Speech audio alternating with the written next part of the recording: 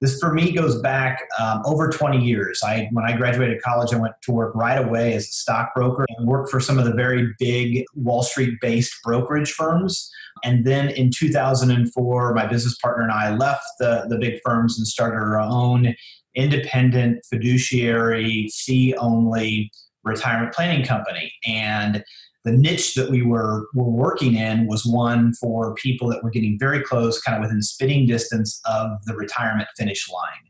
And the other kind of classification of clients that we had is you generally had to have significant assets to even get in the front door of my firm. And towards the end of that time there, if you didn't have at least $1 million of investable assets, I usually wasn't taking on new clients less than that. And the reason why I say that is more around the fact that of how much it kind of bothered me, and that is that my own mom and dad did not have enough money technically to qualify, and I use that word intentionally, to be a client of my firm. Now, I obviously helped them. They're my mom and dad. But had I not been in the business, actually my younger brother's in the business too, my mom and dad would have had no help. There wouldn't have been a financial advisor that was willing to sit down with my mom and dad, given, how little financial assets they had. And I thought, we're providing these, I'm a certified financial planner. I've been doing this now for over 20 years. And we're providing all this wonderful advice in investment management and, reducing fees and helping them avoid taxes. And it's like, these are the people that have already kind of arrived financially. That's not representative of most Americans. Most Americans don't have millions of dollars. And you can argue quite strongly that it's those people that don't have a gazillion dollars that really need the help from advisors the most. Today, we're talking about how you too can master your 401k and make it work for you.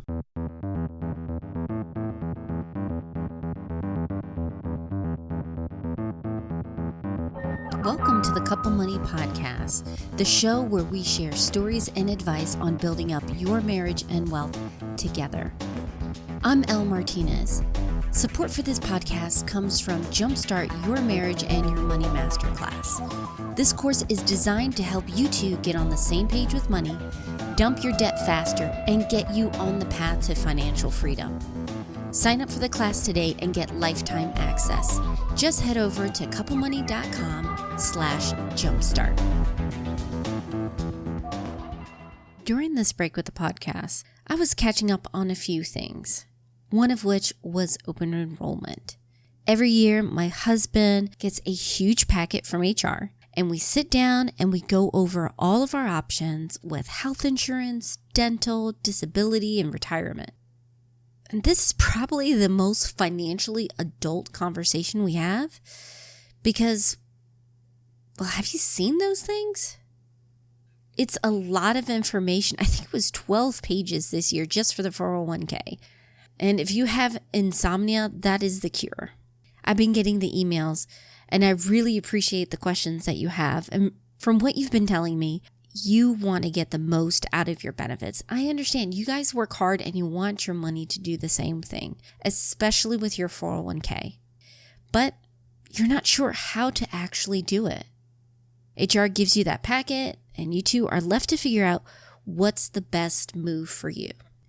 Today, we're going to give you a leg up. Chris Costello, a financial planner and co-founder of Bloom, an awesome tool I discovered a few months ago, is going to break down how you two can come out ahead. Bloom sponsored a marriage and money workshop the other month that was so helpful I have to share this with you here on the podcast.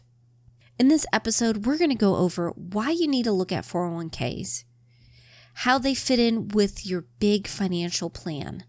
We know you have a lot of things going on, so how does your 401k contributions fit into that?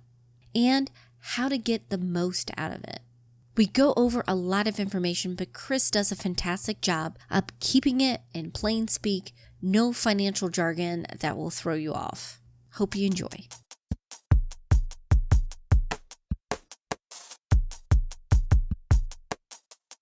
Yeah, sure. Let's just start with maybe at the beginning, what it is, why it's important. So The 401k, which is a terrible name, it's actually named after a code in the tax law, that they pulled out in the late 1970s. But effectively what a 401k is, and we might in our conversation today use 401k a lot, but it can also mean 403b if you're a teacher or a nurse or you work for a .org type company. It could also be a 457 plan. Some of your listeners may have those.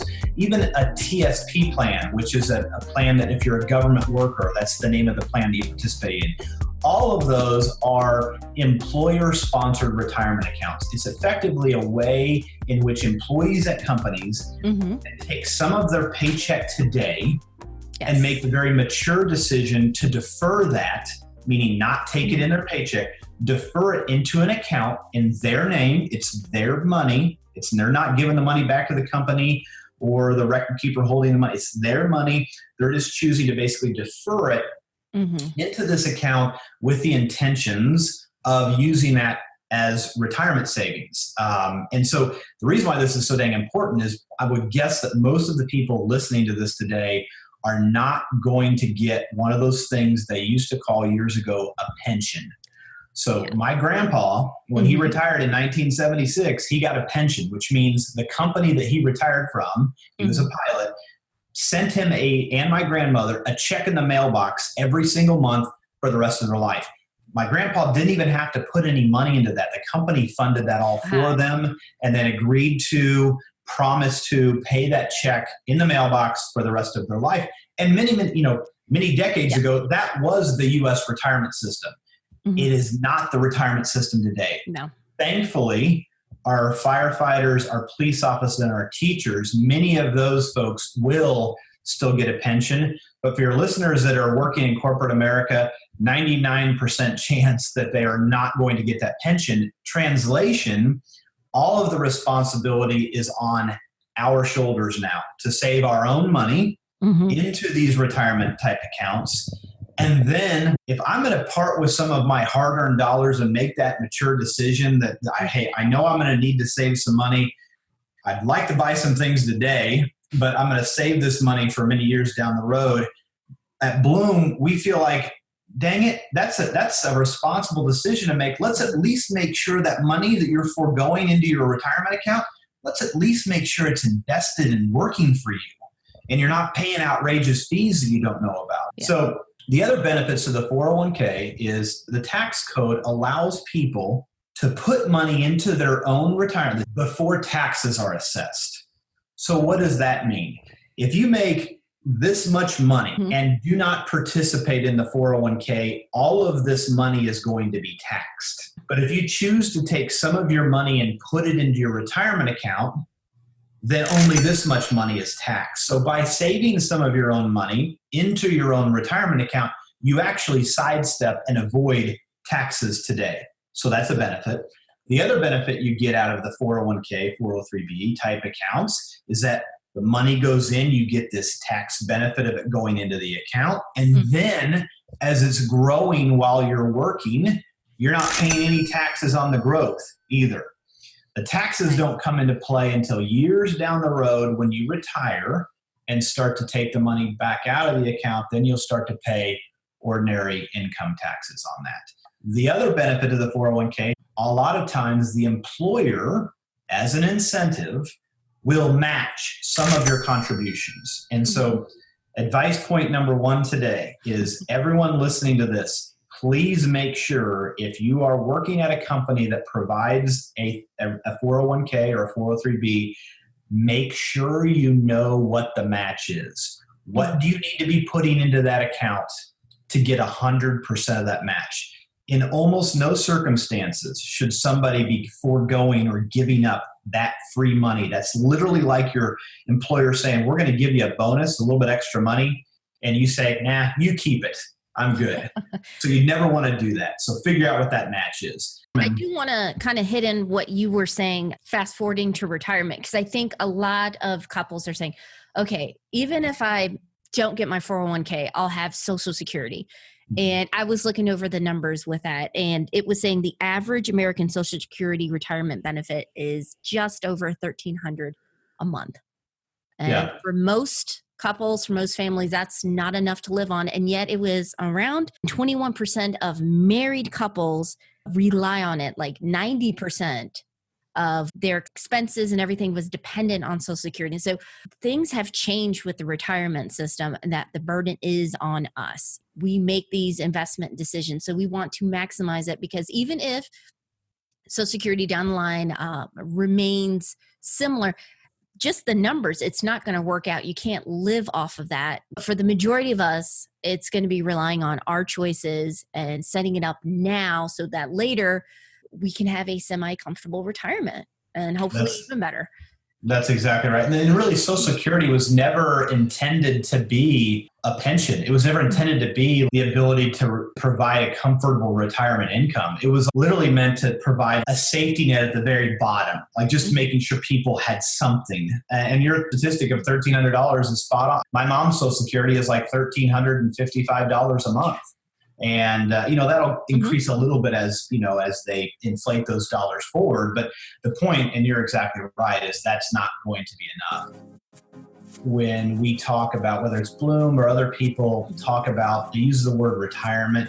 I think I worry that sometimes people hear that word and I think that, oh, that's too far off, or it conjures up maybe an image that people aren't excited about. And so retirement is part of it, but I would say even more important than being able to retire, we talk to our clients all the time about having the ability to decide on your terms when you want to stop working.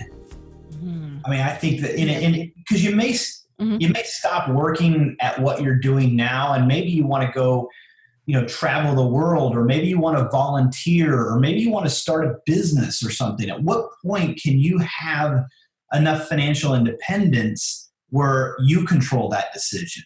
Having the ability, maybe at some point in your life, to really control your own destiny, that's what we talk more. I think those are the stakes that are at play here. And so, the 401k is a big part of it, is your willingness to make that mature decision at an early age and start contributing to that. And then obviously making sure that you're not paying all these crazy, it's your money. Let's make sure that you're not paying a bunch of these dang hidden fees inside of this 401k. Let's do our best to strip those out. Let's make sure you're invested properly. All those things are important. Why don't we get into that, where a couple, they're sitting down and they're saying, okay, we obviously do need to contribute more to our 401k. And a lot of times they're like, okay, well, how much do I need to contribute? And I feel like they are jumping in too quickly with that, because you got to, of course, define like what kind of lifestyle are you looking for retirement, or when you want to stop working. What are some things they need to keep in mind with investing in a 401k? Like where to begin, the steps and the process in that? Well, first of all, the HR can't help them pick those funds. The HR are not, they might be kind of behind closed doors, but the HR is not a financial advisor. The HR is the one that's communicating the plan, but they're not the ones that can sit down, should not be the ones. Most of the time when I talk to heads of HR, they're like, I hate it when people come in and ask me for this advice, because they know that they're not supposed to be doing that. But before you even get to the point of like what to pick, let's talk about contributions and maybe how much to contribute. So This is probably the most common question we get asked. Any of our clients, by the way, at Bloom, if we're just managing at least one account for our clients, they get access included in that $10 a month fee to an advisor at Bloom through a digital interaction, basically. And they can ask licensed advisors at Bloom any of these money-related questions. So don't ask the HR person, ask an advisor. You guys, something that I appreciate, are fiduciary. Yeah. Which means you have a responsibility to your client. So can you kind of just real quick Yeah. One simple question that you can ask. And first of all, we're assuming that people actually are getting access to advisors. Remember what I talked about at the top of the show? There's a lot of advisors that won't even meet with people unless they have a huge account. But let's say some of your listeners, get access or meeting with an advisor. The advisor came to their workplace or the school to give they brought in pizza for everybody and did the lunch and learn. All they have to ask is this question. When you are giving me advice, do you legally have to act in my best interest? Let me repeat that. when you are giving me advice, do you by law have to act in my best interest? It sounds crazy because you're like, well, of course an advisor would have to.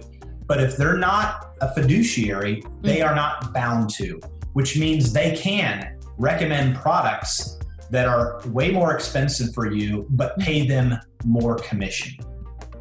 As a fiduciary, we have to put our clients' interests first. And so in the case of recommending things to our clients, it cannot be for reasons that help us out. It has to be for the client's best interest, first and foremost. And secondly, when our clients come to us and they ask us questions about how much to contribute to a 401k, or if they should refinance their mortgage, or they're going to buy a car, should they lease or buy or pay cash, we're not making money on those transactions. And so the advice we give is in their best interest. There's no conflicts built into that. We're going to tell people what we think is the best thing for them. There's still a lot of people giving financial and retirement advice that do not have to act in the client's best interest. It's kind of shocking, actually. So back to the couple that's thinking about contributions or 401k. So remember what I said earlier, first thing that must be done, figure out if your employer matches contributions and find out exactly how much you need to contribute to get 100% of that match to begin with. If you're thinking about increasing it above that level, we always tell our clients, if you are paying on credit card debt or student loan debt, we would actually say, do not put any more money above that amount into your 401k. The right thing to do is to tackle that burdensome debt. Get rid of the student loan debt as fast as humanly possible. Get rid of credit card debt as fast as humanly possible.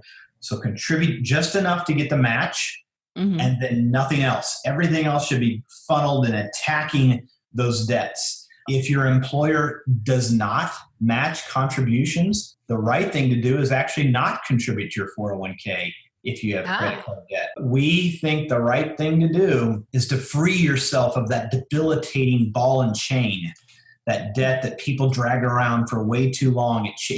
Having debt affects you financially, it affects you psychologically. And so getting rid of that as fast as humanly possible is always the right thing to do, in our opinion. You know what debt really does more than anything? It takes away choice. It limits your choices. And I grew up in a household, I saw this firsthand. My dad, his entire career, worked in a job that he did not love.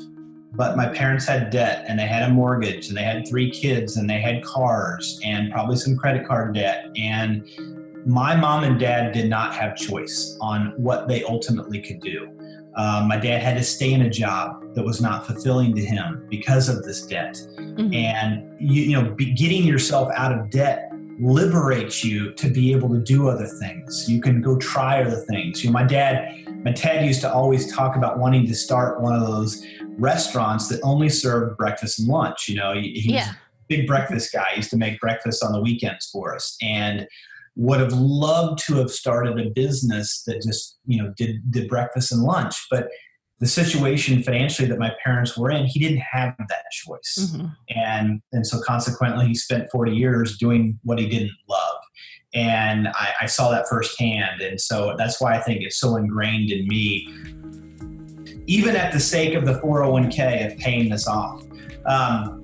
So say maybe your listeners are at a point where they're free of their debt. No credit card debt, no student loan debt, house debt's okay.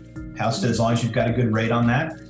And those people, maybe you're having questions. We got a little extra money. We got our debt paid off. How much do we contribute? At that point, I think it's smart to start ratcheting up how much you are socking away in that 401k. Because keep in mind, even some of the crummy 401ks, you're still getting the advantage of the pre-tax, that tax benefit we talked about earlier.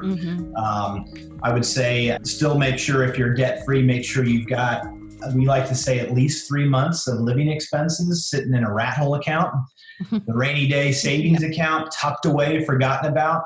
The reason why that's important is if one of, husband or wife loses their job, got 3 months living expenses, that allows that person to take a little time to find the next job. You don't want to have to like rush out and find something quickly. So have a couple, 2 or 3 months of living expenses tucked away. If that's handled, if they're not saving up for a down payment on a house or any big expense, then I basically say at that point, yeah, start to ratchet up those 401k savings at that time.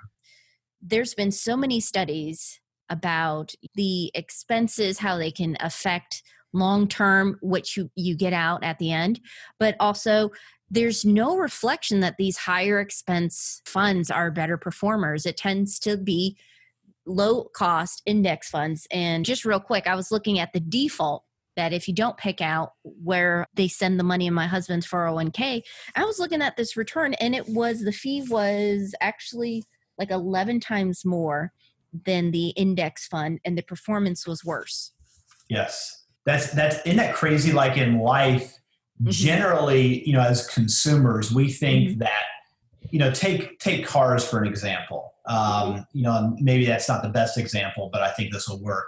Generally, you think if you pay more money for like maybe a Mercedes, you expect to get extra quality, whether it's the quality of the engine or even the leather on the seats, you expect that. And I think when we buy consumer goods, that's usually the case. It's like sometimes the exact opposite with investing, to your point. Like sometimes the highest cost funds are the worst performing funds. And A, it should be easier to know what the expenses are. But B, a good kind of hack or a cheat, like if people are like, I'm going to do this myself, I'm never going to pay Bloom or anybody else to help me. If you want like a cheap hack or trick, going with index funds is a good way. Like if inside your 401k, just picking the index funds and allocating your money across those, that'll get you a good chunk of the way there. It really will. Of minimizing expenses, putting your money in the funds like we've been talking about that have tended to perform a little bit better than those higher cost funds. That's something. Even Warren Buffett, the greatest investor of our lifetime, talks about that frequently, that most Americans would be very well served to just pick a diversified basket of index funds and go with that.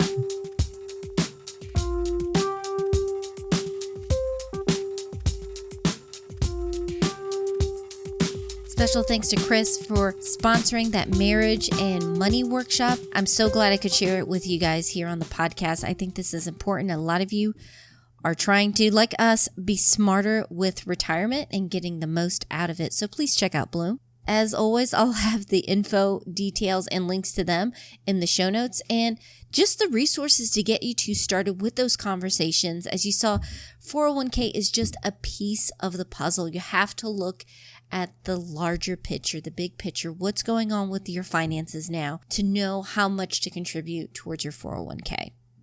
As always, just go over to couplemoney.com. And for this show, it's going to be couplemoney.com/401k. And if you guys want to catch those marriage and money workshops as they happen, please be a part of the community. We have some incredible free resources, including those workshops when they were released, and some free courses, including 5 days to 5K. So if you need to bump up your savings, debt payments, or your retirement contributions, sign up at couplemoney.com/5K. And thank you so much for the kind reviews. I appreciate your support. If you know anyone else that could use this advice, please share it. Let's get the word out. Let's get those conversations started about marriage and money. We're out there on iTunes, iHeartRadio, Overcast, and more. And if you haven't subscribed, go grab the feed off our site so you can listen to the show from whatever podcast service app you prefer. Our theme song was written and performed by Gentle Regime. Additional music by Lee Rosevear. And please feel free to reach out to me if you have any questions about working together on your finances. I'm on Twitter, Facebook, Instagram, all at Couple Money. And of course, you can always email me. I hope you have a wonderful week. Take care.